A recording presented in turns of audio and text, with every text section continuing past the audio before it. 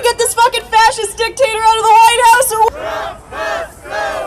We are refusefascism.org, and today all across the country there's nationwide protests to demand that the Trump fascist regime must go now. And we all see it, we all feel it. The fascism that's impending, that is coming down on people. We saw in Newark they arrested the mayor for shame, for doing an investigation at the ICE detention center in his own city. On Sunday, Trump said that he doesn't think we need due process, even though it's part of the Constitution. What we are seeing is fascism rapidly coming to America, and it is up to you, it is up to us to stop it. Do you agree? And this is what we are doing today. We are going to find the millions of people, there are millions of people in this country that hate Donald Trump and everything that it represents, but now is the time for all that resistance to come together with one central demand. What's the demand? Trump must go now! That's the demand. Why? In the name of humanity.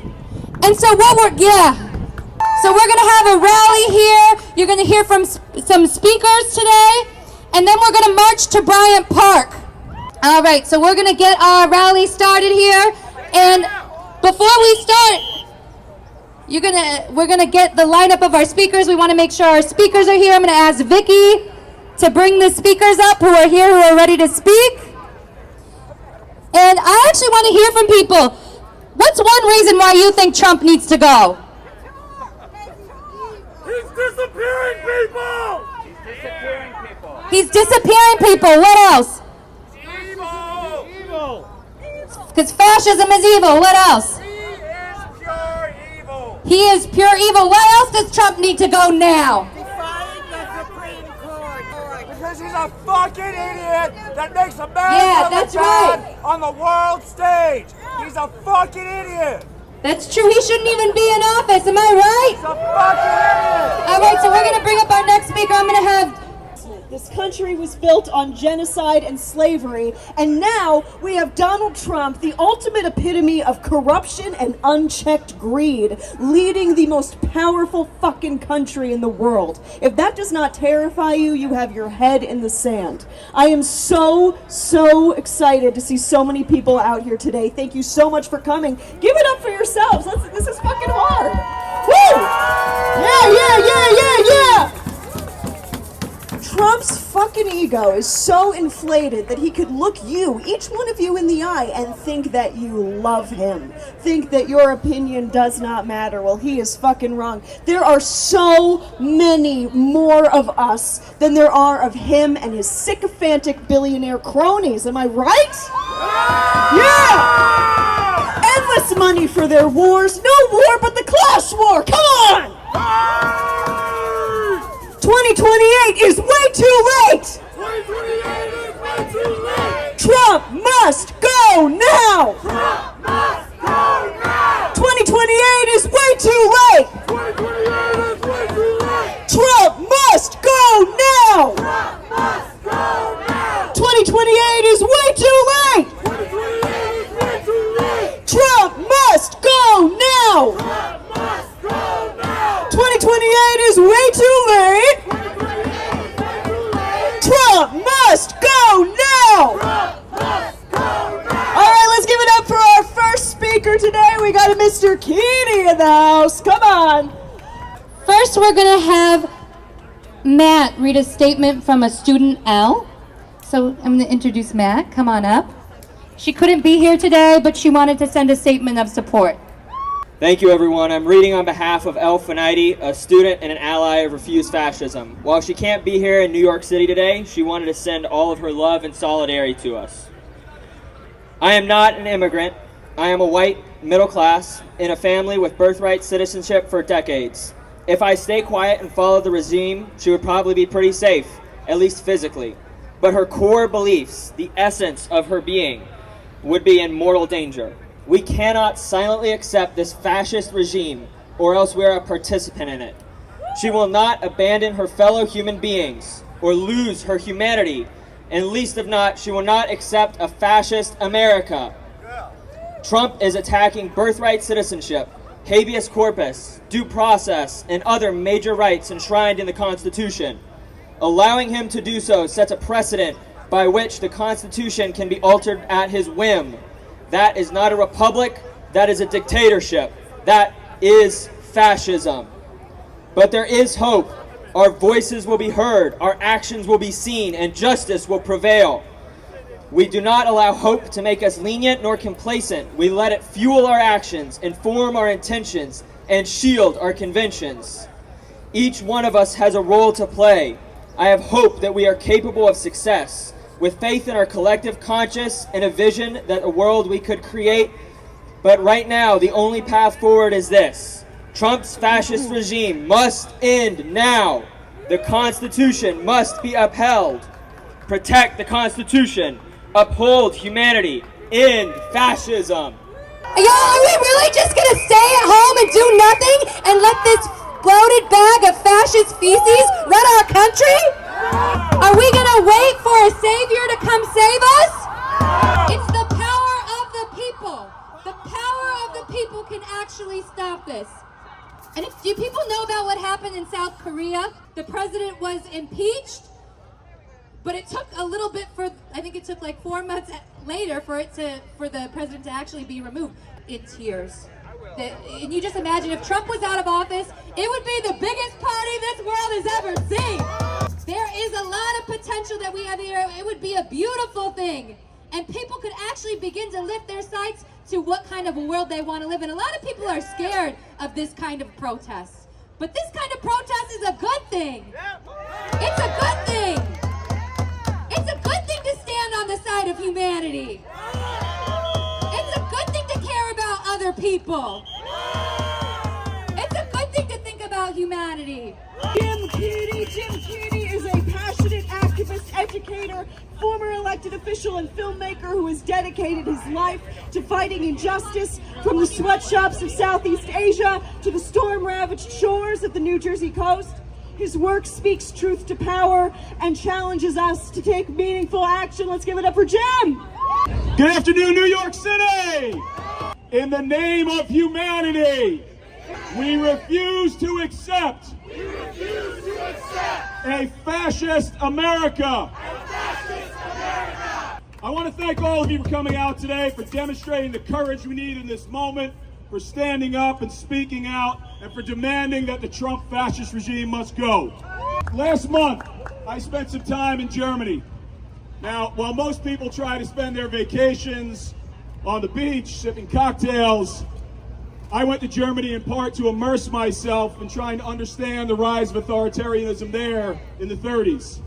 An authoritarianism that metastasized into the Nazism that we all learned about in our high school history classes. An authoritarian fascism with a racist and white supremacist bent that brought forth the horrors that were rained down on the world by Hitler and the Third Reich. Sounds like a fun vacation, right? Historians will tell you that at times history repeats itself, but much more often the past simply rhymes with the present. It's not always apples to apples, but it is all historical fruit.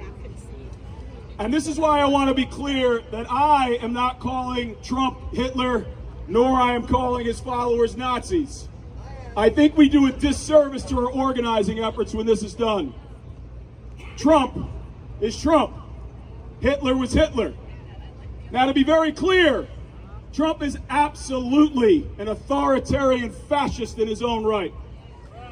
And an overwhelming majority of his followers are fascist Christian nationalists who are hell-bent on stripping our republic of democratic ideals, institutions, and norms. And it is our moral responsibility to stand up and stop them. During my trip to Germany, one of the places I visited was Dachau. It was my second time there. My first time was when I was 22 years old and fresh out of university. It had an impact then. But this time, in these times, it just landed differently. For those unfamiliar with Dachau, it's about 45 minutes outside of Munich. It was the first camp established for political prisoners by Hitler and the Reich. It went up just weeks after Hitler was appointed chancellor, and once he was in power and it was set up, it was a place that was utilized to sweep up and detain anyone deemed an enemy of the state. Dachau became the model for all later concentration camps, and it served as a school of violence for the SS. Over its 12 years in operation, 200,000 people were in prison there, and 41,500 were murdered there by the Nazi regime. As you go through the educational tour at Dachau, and if you do any follow-up reading, I highly recommend The Coming of the Third Reich by Andrew Roberts. You start to see the historical rhymes, the horrifying parallels that exist between that time and the time in which we find ourselves. What are these parallels? Authoritarianism, with the path being established for a dictatorship. Suppression of opposition, and this is only the beginning. A cult of personality, they self-define as MAGA.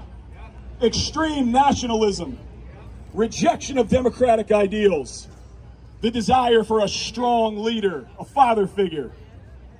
These were all themes that were evident as part of the education I received at Dachau, and they are all evident right now in our United States of America. And a psychopathic leader as well. In our situation, Dachau is not 45 minutes outside of one of our major cities.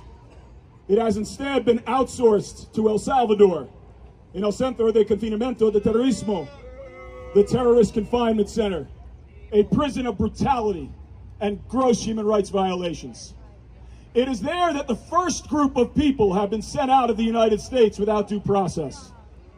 It has been through the Trump regime's machinations with these individuals that they are testing fascist tactics, rhetoric, and establishing new and wildly dangerous political and legal norms. Even if one accepts the premise that the Trump administration puts forth that all of the people sent to El Salvador were dangerous, violent criminals who were here illegally, even if individuals who meet that description deserve due process under the law. In response to hearing this assertion, you sometimes hear Trump fascists say with anger, "Why? Why should we waste our tax dollars on people, those people, giving them the benefit of a trial? Just throw them out." If they only could, for a moment, set aside their anger, their fear, their hatred, and ask that question with a spirit of genuine inquisitiveness. Why? Why should we spend our tax dollars on giving all people the benefit of a trial, a due process, and not simply just throw them out?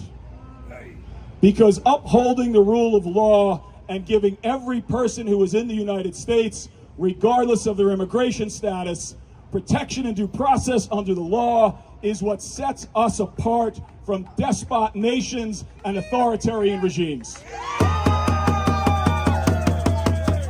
Maintaining this ideal is never a waste of tax dollars. It is one of the most critical parts of our constitutional republic, and it is an ideal that should be defended by anyone calling themselves a citizen and a patriot. Now, because not enough of us took to the streets when it was done to those folks, the Trump regime started going for the next group, students. Students who were here legally and who were righteously using their voices to speak out against the genocide that Israel is committing in Gaza. With regard to defending and demanding justice for these students, enough of us did come out. Enough of us did speak out. Because we came out, because we spoke out, we've seen the release of Reniesa Ostark, the student from Tufts University, who was snatched off the street by masked ICE agents. A student who was targeted simply because of an editorial that she wrote defending a free Palestine and criticizing the state of Israel. We've seen the release of Moshe Madawi, the student right here from New York City at Columbia University, arrested while attending an interview for his naturalization as a citizen. He too was targeted because of his pro-Palestinian activism.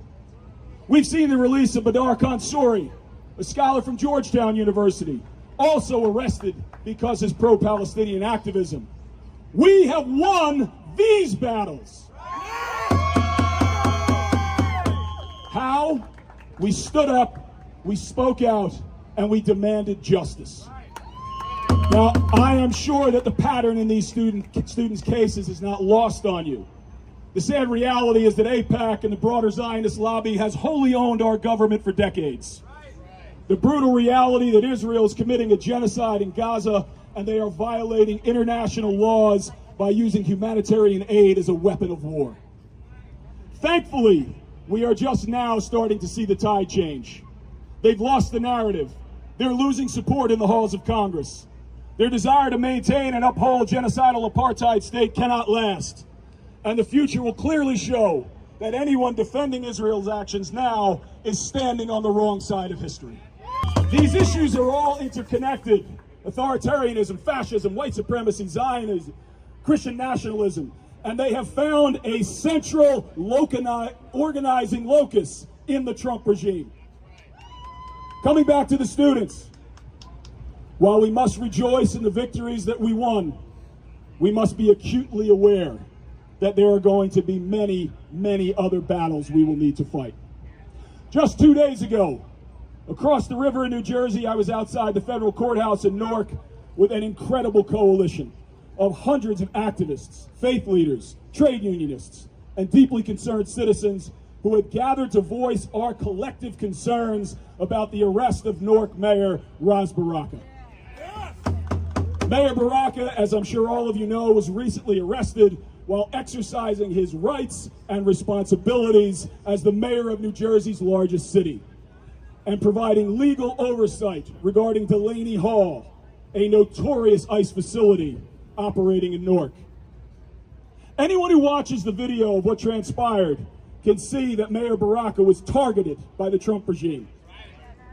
In his own words, after leaving the courthouse, he said, "I was targeted. I was the only person arrested. I was the only person identified. I was the only person they put in a cell. I was the only person put in cuffs. The only person going through this humiliation." He went on to say, "We are fighting about a document that was created hundreds of years ago. It's called the Constitution of the United States, which gives everybody due process. No matter who you are, no matter what language you speak, no matter what your background is, no matter what your gender is or who you decide to love, the Constitution protects everybody. Once you step foot on this soil, once you reside in this country, whether you are documented or not, the Constitution protects you." Amen, Mayor Baraka. Amen. Sadly, Mayor Baraka is among only a small handful of elected officials in the halls of Congress and around the United States who have the courage to not only talk the talk, but walk the walk, to put his body on the line in resisting Trump's fascist regime.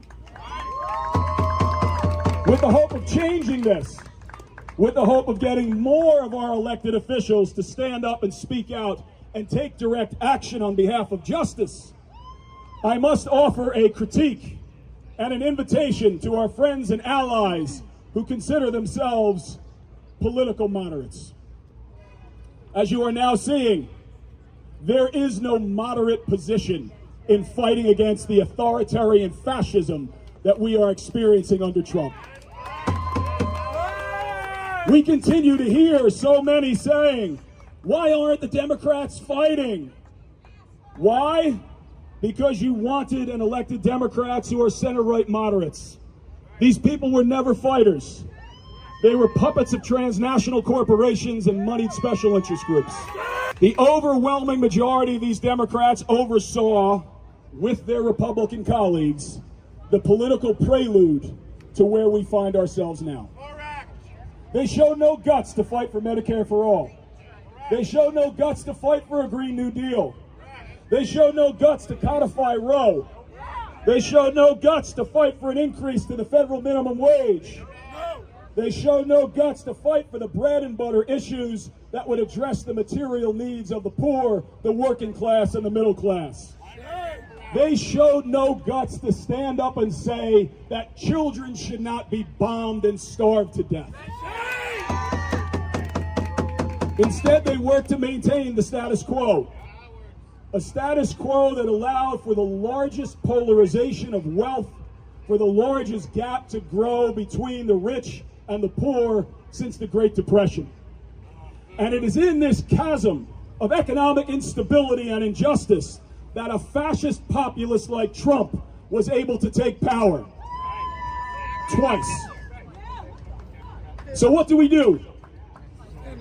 The only way that the majority of our elected officials in the Democratic Party and any reasonable Republicans who are left will stand up and fight is if we, the people, lead them. This is the reality that each of us must attune with.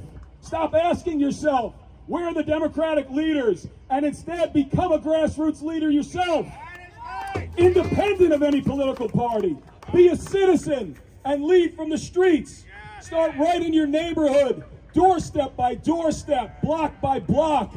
Make connections, build community, build localized resistance groups. As Gandhi once opined, be the change you wish to see in the world. This is how we must fight. And what are we fighting for? The very founding ideals of our nation. This is what we are standing up and speaking out for, demanding that truth, justice, freedom, and representative democracy are protected and promoted in these United States. These truths are at the heart of our Declaration of Independence. We now find ourselves in a time with an authoritarian fascist regime on the march.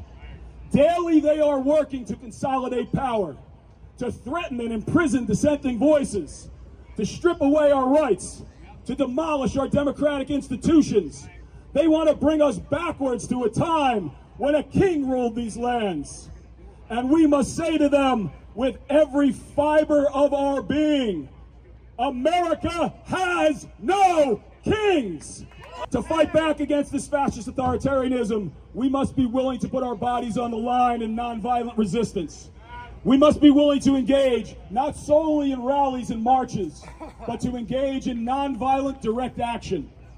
We must be willing to be met with violence by those who want to oppress us, to take their violence, and not only not strike back, but to not relent in our prophetic witness for truth and justice. We must be willing to be imprisoned for standing up and speaking out. We must be willing to risk our very lives in the same way that every person who put their signature on the Declaration of Independence was willing to do. Why? Because America has no kings. And this is why, in the name of humanity, we refuse to accept a fascist America. The Trump fascist regime must go. And this is why, in the name of humanity, we refuse to accept a fascist America. The Trump. Thank you very much. And we're not going to let anybody deter us from this mission. There might be people who come to disrupt us, try to get us riled up, but we're going to stay on message. We're not going to get riled up by anybody, right? Unless it's to say Trump must go now. We have something very important we're doing today, which is to rally the millions. We're out here to say no, but we're also out here to let people know that there is a movement to get with and a strategy to win, to actually get the Trump regime out of power. And that's what you're part of doing today. Now's the time to take a stand. If you're walking by, and that's what we want to do. We want to call on everybody who hates this to take action with us today, to join the protest, to become part of this force.